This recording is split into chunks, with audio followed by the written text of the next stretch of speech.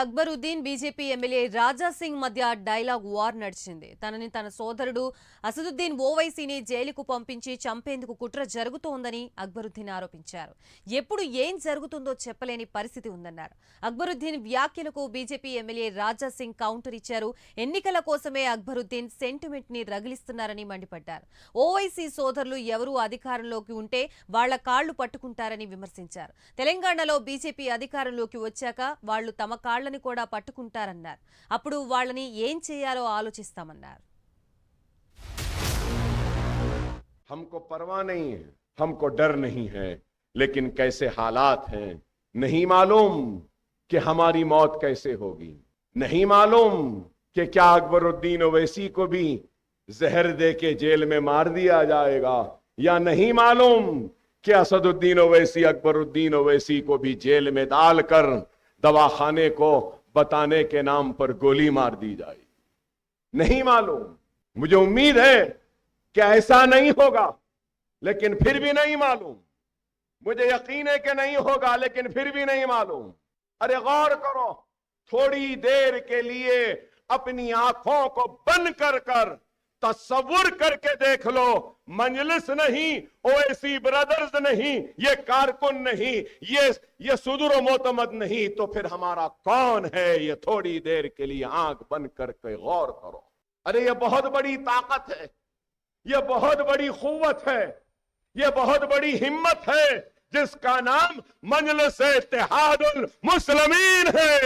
तो मैं अकबरुद्दीन को ये कहना चाहूंगा कि भाई तुम पार्टी प्रचार कर रहे हो तुम्हारे भाई की जीत के लिए, तो तुम पिछले इतने वर्षों में जो तुम्हारा हैदराबाद पार्लियामेंट में तुम्हारा राज है, तुम्हारा भाई जीतते आ रहा है, पुराने शहर की जो बेवकूफ जो वोटर है, जो तुम्हारी बातों में आकर जो माइनॉरिटी जो तुम्हें वोट डालकर जिता रहे, उनके लिए अभी तक तुमने क्या किया है और आगे क्या करेंगे, इस विषय पे तुम बात करना था। लेकिन तुम्हें तो चाहिए सेंटिमेंट, फिर से मुसलमानों को भावुक करो, उनका वोट लो, यही तो तुम्हारी नीति रही है। तो मैं अकबरुद्दीन ओवैसी को कहना चाहूंगा कि इतिहास उठाकर अगर तुम देखोगे तो तुम्हारे पिताजी हो या असदुद्दीन ओवैसी हो, तेलंगाना में जिसकी भी सरकार बने उनके पैर पकड़ना, उसके बाद में लैंड ग्राफिंग करना, दूसरे पार्टियों को ब्लैकमेल करके पैसा कमाना, यही तुम्हारे असदुद्दीन ओवैसी का काम था, काम है और रहा है। मैं अकबरुद्दीन ओवैसी को एक बात कहना चाहूंगा कि बेटा, जब वाईएस राजशेखर रेड्डी की कांग्रेस गवर्नमेंट थी तभी तुम लोग उनसे मिले हुए थे। उसके बाद में किरण कुमार मुख्यमंत्री बने कांग्रेस के, उनके पैर पकड़े तुम लोगों ने। फिर चंद्रबाबू नायडू की सरकार आई, उनके पैर पकड़े तुम लोगों ने। फिर चंद्रशेखर की सरकार आई, उनके पैर पकड़े तुम लोगों ने। अभी रेवंत रेड्डी मुख्यमंत्री यानी कांग्रेस की सरकार आई, फिर उनके पैर पकड़ लिए तुम लोग। एक बात ध्यान से सुन ले अकबरुद्दीन ओवैसी, यही तेलंगाना में भारतीय जनता पार्टी की गवर्नमेंट आएगी, भले ही हम रहो या ना रहो। लेकिन जैसे तुम कह रहे हो ना कि हमें गोली मारा जाएगा, हमें जहर दिया जाएगा, वो सब नहीं करेंगे।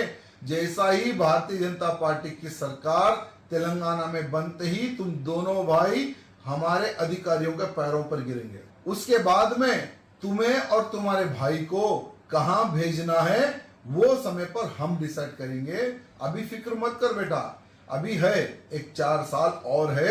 जितना लूटना है जनता को लूट लो, जितना बेवकूफ बनाना है जनता को बना लो।